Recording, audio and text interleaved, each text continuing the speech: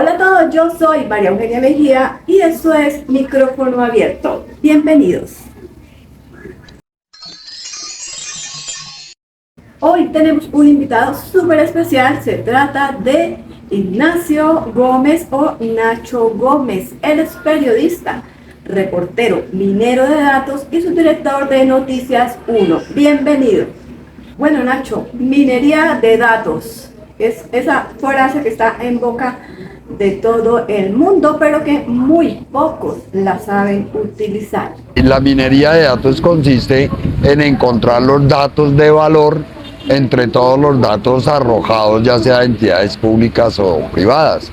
Se trata como de encontrar el oro en la arena diaria de todos los datos. Bueno, actualmente hemos escuchado mucho acerca de la inteligencia artificial y todos los beneficios que traen estas nuevas tecnologías.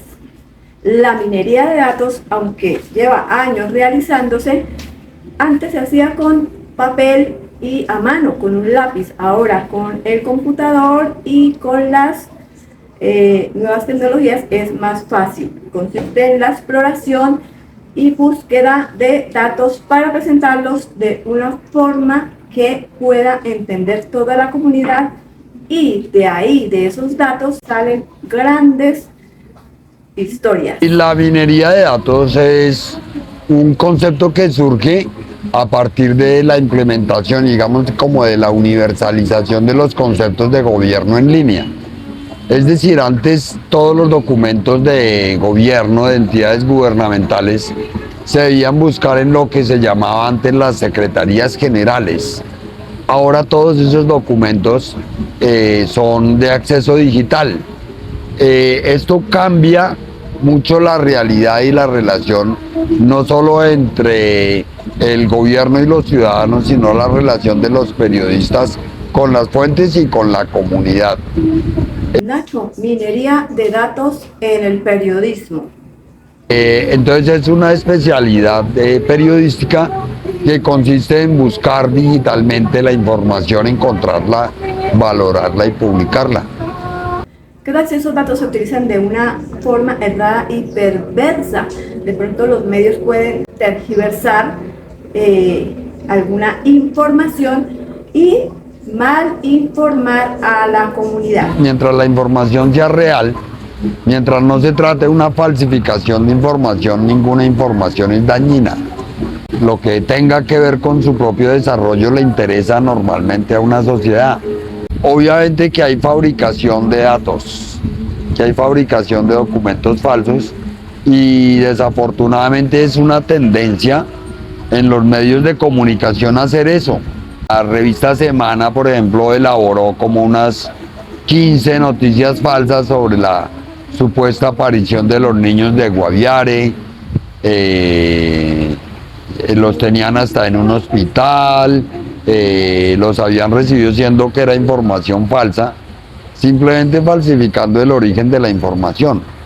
Pero en los documentos de gobierno en línea es prácticamente imposible que entren documentos falsificados. Prácticamente documentos entran tal cual son muy difíciles de modificar una vez en la base de datos, y si la información consignada en ellos es falsa, va a quedar muy difícil intervenirla o suprimirla después. Pero también un ciudadano común y corriente puede hacer uso de esta minería de datos, de pronto para extorsionar a funcionarios o alguna persona de su entorno. Claro, ese problema se da, pero resulta que el problema original no es un problema periodístico. O sea, si una persona tiene material para que lo extorsionen, pues en principio es culpable de eso que está ocultando, de eso que le piden ocultar. Yo creo que la mejor forma en la que a uno no lo pillen en nada digitalmente es ser honrado. O sea, el que nada debe, nada teme. Entonces no hay por qué ocultarse en internet tampoco. Bueno, ahora hablemos de qué es lo básico para iniciar una búsqueda en internet y obviamente que nos dé pues excelentes resultados. Lo básico para la búsqueda de información en internet es entender la palabra clave. Entender que la búsqueda de información debe estar centrada, por ejemplo, en el nombre completo de una persona. Saber cómo vimos unas herramientas de búsqueda exacta. Entonces la búsqueda de nombres, de lugares, que sean particulares, que sean singulares. El objetivo en Internet no es tener los 16 millones de resultados, sino tener 2 o 3 que son la información precisa que uno busca. Entonces eso, las herramientas de búsqueda avanzada de los motores de búsqueda pueden ser en Google o pueden ser en cualquier otro buscador. Son las que le permiten a uno refinar ese texto. En segundo lugar, entender de qué se tratan los resultados de una búsqueda. Entender que esos resultados siempre están referidos a una fuente, que por lo cual no podemos considerar en ninguna circunstancia que Google es una fuente. Google es simplemente un vehículo para acceder a las fuentes, a la información que ha sido ahí puesta por los dueños de esa información, por los usuarios originales o los autores de la información. Poder identificar de quién es la información que está en los resultados es como la segunda clave después de tener las palabras claves que hay que buscar. Y la tercera sería como mirar muchos ejercicios de cómo presentar los datos, porque eso es lo que finalmente le permite ser creativo en nuevas formas de mostrarlo. Bueno, ya teniendo la información recolectada y clasificada, la pregunta es, ¿cómo la presento? Y sobre todo, ¿a quién va dirigida? Por ejemplo, en el caso del juego de votos estábamos pensando en el público joven, en la gente de menos de 25 años de edad, y eso tenía unas implicaciones. Entonces eso fue lo que nos llevó a crear esos juegos del Indiscregram, imitando el Instagram, y del juego de votos, imitando el Juego de Tronos, dependiendo del público al que le queríamos llegar. Ya en otro caso de datos, que es sabemos lo que hiciste con nuestro ahorro pensional, el público era mucho más elevado, mucho más adulto, mucho más estudiado. Entonces ya ahí encontramos como una narrativa para poder mostrar esos datos. Es decir, según el público, escoger la forma y escogerla lo más creativamente posible. Bueno, ahora contémosle a la comunidad acerca del juego de votos y sabemos lo que hiciste la legislatura pasada. Todos esos son ejercicios de datos diferentes. Entonces, los primeros dos, sabemos lo que hiciste en la legislatura pasada y juego de votos. Tienen como bases de datos toda la información de carácter público de 86 congresistas, en ese momento también candidatos a la reelección en el Congreso. Entonces se trata como de compilar todo lo que haya en las bases públicas sobre ciertas personas y luego establecer las categorías en las que se iban a mostrar y la forma en la que se iba a mostrar. En cuanto a las categorías, en el primero hicimos los negocios de familia, la red, los socios y negocios, que nos permitía como describir todo el entorno económico, financiero, empresarial de los candidatos. En el segundo, ya teniendo cada candidato de esos, pues lo que hicimos fue agruparlos para que, juntándose entre ellos, formaran casas de poder y un juego de votos en el que el usuario de la aplicación podía jugar qué pasaba si una casa política le ganaba a la otra y cómo se movía, qué efectos tenía eso, pero con la misma base sobre la historia de corrupción ligada a cada uno de los candidatos. Bueno, ¿y cómo está el porcentaje de periodistas que en Colombia utilizan el periodismo de datos? Yo creo que Colombia, a pesar de que tiene muy buenos ejemplos de periodismo de datos, los datos son despreciados por las redacciones tradicionales. En realidad, yo no creo que estemos en el momento de pedirle al director del Tiempo o al de Vanguardia o a Julito Sánchez o al director de Caracol que entiendan o que hagan periodismo de datos porque simplemente no les ha interesado y porque los modelos que tienen ellos para hacer su trabajo es estable. Pero yo creo que el periodismo de datos está llamado a producirse inclusive fuera del periodismo, obviamente fundamentalmente en el periodismo, pero hay muchas organizaciones, muchos grupos que tienen como sus reclamos desorganizados y que con un ejercicio de periodismo de datos, de simplemente organizar esos datos, crear una visualización, una forma creativa de mostrarlos y presentarlos, puede tener impacto grandísimo en sus causas. De manera que esto es simplemente una herramienta de la sociedad y no necesariamente de los profesionales en periodismo o comunicación social. Bueno, y en Colombia se acercan las elecciones. ¿Qué tan importante es el uso de este periodismo? De explorar todos esos datos alrededor de los candidatos y de los gobernantes.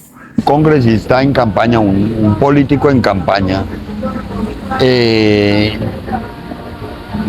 en primer lugar se dibuja a sí mismo, se hace un retrato generoso de sí mismo y empieza a insistir sobre esa imagen. Pero de pronto ese relato amigable con el que él presenta a su candidato tiene sus manchas. Yo creo que con el scrap, como lo explicamos en el tema de cuestión pública, o sea que mirando las bases de datos de SECOP, de SICEP, contratos, analizando procuraduría, analizando procesos judiciales, se puede obtener la información real, objetiva, documentada de cualquier candidato. Y lo importante es, yo diría que para un cubrimiento electoral, lo importante es tener ese estándar de información.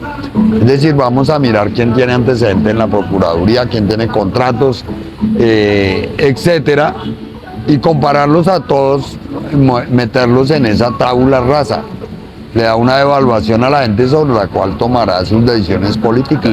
La capacidad del periodismo colombiano es tan poca, entonces las posibilidades de investigación de la corrupción hay que entregárselas a la ciudadanía, porque eventualmente los periodistas no lo van a hacer, precisamente por los intereses involucrados en el periodismo. Periodismo de datos para Nacho Gómez, un antes y un después. El cambio fue digital, pero digamos que los primeros trabajos de periodismo de datos yo los empecé a hacer en papel con libreta, cuando las fotocopias se desaparecían porque eran en papel especial. Y pues los datos siempre han existido. Estamos hablando, por ejemplo, del estado de cuenta del predial de Medellín de Pablo Escobar, que dio 676 inmuebles. Ya produce una base de datos. Y como también pues lo importante frente al periodismo investigativo normal, por decirlo así, de exposición, era exponer un caso específico con todos sus protagonistas, y ahora, por ejemplo, lo que exponemos es una situación que tiene múltiples protagonistas y en la que el relato puede estar en cualquiera de los puntos que el usuario de una aplicación de periodismo de datos pueda coger y leer. Nacho, el micrófono es suyo. Han cambiado las formas de hacer el periodismo definitivamente, pero pues el objetivo del periodismo como tal, se me hace a mí que es lo que hay que cuidar, y es el interés público. Es decir, esas herramientas están hechas para usuarios individuales y para la defensa del interés público. Obvio, como decías tú, también pueden tener un uso perverso pero ese uso perverso, eso, el hecho de que una base de datos alguien obtenga la información para extorsionar a alguien, no significa que la base de datos está mal, sino que esa persona tiene algo que ocultar. Porque no hay que tenerle miedo a la inteligencia artificial. Lo único que está haciendo es organizando un texto, escribiendo un texto predictivo sobre una búsqueda cruzada de Google. Usted puede elaborar su propia respuesta haciéndole la misma pregunta a Google y sumando los documentos que usted considere más importantes. Que eso es finalmente lo que hace el ChatGPT hoy en día. Yo en realidad en la inteligencia artificial confío, es mucho más creíble un metro, la medida tomada con un láser por un robot, que la medida tomada con un metro de tela por un maestro. Y eso está llamado a cambiar nuestras vidas en todo el tiempo. De manera que lo que tenemos es que adaptarnos, que complicarnos y estresarnos por la tecnología. Tenemos es que relajarnos, que ya está, es precisamente para que nos fresquemos, no para que nos estresemos. O sea, simplemente la información está ahí y este es capaz de organizar. Es más, nosotros estamos pensando en una aplicación de texto generativo también sobre las alertas en el SECOP. Oiga, este municipio, esta localidad pequeña que tiene siempre 2.000 millones de contratación anual, acaba de firmar un contrato de 16.000. El contrato tiene estos antecedentes, Eso, los datos están ahí digitalmente. Solo es extraerlos y escribirlos y eso lo puede hacer una máquina. Agradecemos a Ignacio por haber aceptado la invitación a Micrófono Abierto. Y recuerde que Micrófono Abierto está en línea con la comunidad y nosotros nos volveremos a conectar.